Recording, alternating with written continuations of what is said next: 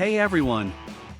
Episode 5 of Creature Commandos is packed with action, and we get to see a major DC character from Batman's Rogues Gallery. Stick around till the end of the video because we're diving deep into this animation as we approach the finale and analyzing every detail of this episode. Welcome to Comic Chronicles!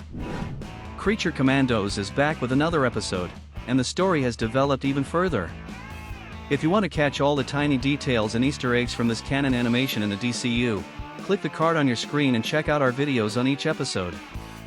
Also, don't forget to hit that like button and subscribe to our channel.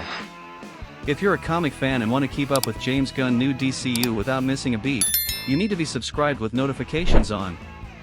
This is the best place to stay informed. Thank you, and let's get into the video. The episode opens with the duo of the day, Rick Flag and Eric Frankenstein.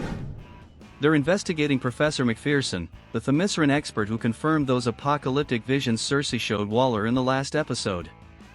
McPherson is teaching at the university, but her inappropriate behavior raises eyebrows with both the students and our guys eavesdropping outside. The partnership between Rick Flag Sr. and Eric Frankenstein has some funny moments, but the dynamic just doesn't click. They try to discuss the investigation and the plan to save the princess, but the conversation always ends up with Frankenstein talking about finding his bride instead. This episode really highlights Eric's egocentrism, as he only thinks of himself, not caring about anyone else.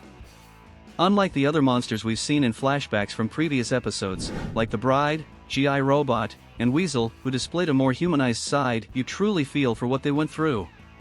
With Eric Frankenstein, though, none of that exists, he's just a straightforward monster. Eric is always looking to be the main character. The episode follows the same structure as the previous ones, focusing on a character while showing present-day and past flashbacks as the main plot unfolds. We get another glimpse of the moment when the bride confronted Frankenstein after he killed her creator, but this time we see it from Eric's perspective. After the bride escapes, we see him burning in the mansion. Meanwhile, the Creature Commandos arrive in Pocalisten to take the life of Princess Ilana.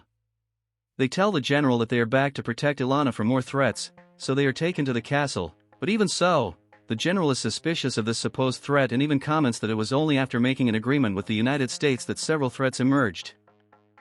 Next, Flag and Eric arrive at Professor McPherson's house, only to find her dead body. Someone has been impersonating her and collaborated with Cersei to deceive Waller. Soon, we're back in another flashback of Frankenstein, where he's burning in the mansion and panicking, running to the lake where he jumps in and passes out.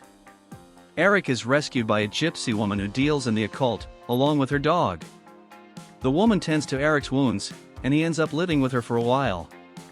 During these flashbacks, you might think Eric is going to undergo some development and shed his castle-era self, hinting at some humanity, but he never shakes off his inherently selfish nature. As we noted in our review of the episode, this Frankenstein is quite different from the comics. Back in the present, Flag finally warns Ilana about the Creature Commandos, but while he's trying to speak to the princess, Eric won't stop talking about himself, insisting Flag introduce him to Ilana. It's really unbearable.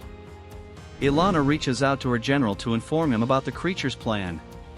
The general tries to outsmart them, buying time for the royal army to arrive and confront them. Meanwhile, Flag and Eric witness the phony professor arrive, revealing herself as Clayface. Yep folks, another Batman villain has stepped into the DCU. Clayface is set to have his own movie, which will be the third film in this new DC universe. Check this out. According to rumors, Basil Karlo will be in his 20s, and the details in this episode of Creature Commandos make sense since he arrives at the house, grabs a beer, and turns on the Xbox to play Mortal Kombat. We're not sure if this was planned, as James Gunn recently mentioned he didn't intend to make a Clayface movie, but Mike Flanagan presented a script that convinced him, so we can't tell if he was inserted into the animation with that in mind. In Pocalisten, Dr. Phosphorus kills the general of Ilana's army, and soon the Creature Commandos engage in combat with the Royal Guard. Meanwhile, Flag and Eric are fighting Clayface. Eric manages to incapacitate the villain with electricity, but Rick Flag suffers severely and apparently dies. Flag's back is even broken by Clayface, just like Bane did to Batman in the comics. While the scene suggests this might be the end for Colonel Flag, we know he's set to appear in the Superman movie in the second season of Peacemaker, so either these new productions take place before Creature Commandos, or there'll be some explanation for his survival. We'll just have to wait for the next episodes to find out. As for the Creature Commandos battling the Pocalisten army, there are more fantastic action scenes, especially featuring the Bride and Dr. Phosphorus going up against the soldiers. They're great moments, enhanced by music that makes it even more fun, something James Gunn excels at. The episode wraps up with one last flashback of Frankenstein, where Eric decides to chase after the bride. To avoid leaving the gypsy alone, he kills her and takes her dog, closing out episode 5. So, that was the episode.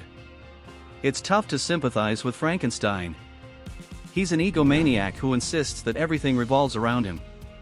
Eric Frankenstein is truly the monster of this animation. This episode wasn't as good as the last one, but it was still solid, and I enjoyed the appearance of Clayface. The famous Batman villain is now officially part of the DCU, and he's the shape-shifting mud monster we all love, so I'm thrilled to see that being confirmed. Now we have to wait for the resolution to this storyline since there are only a few episodes left. We're nearing the end of Creature Commandos. But I want to know your opinion. Did you like episode 5 of Creature Commandos? How did you feel about Clayface's appearance? Drop your thoughts below, touch that sphere, and subscribe to our channel. Activate notifications because I'll soon be bringing you videos discussing the next episodes, character breakdowns for Creature Commandos, more content on the Superman movie, and other DCU updates coming down the pike. So, to not miss anything, you've got to be a subscriber. Thanks for being here, and see you next time.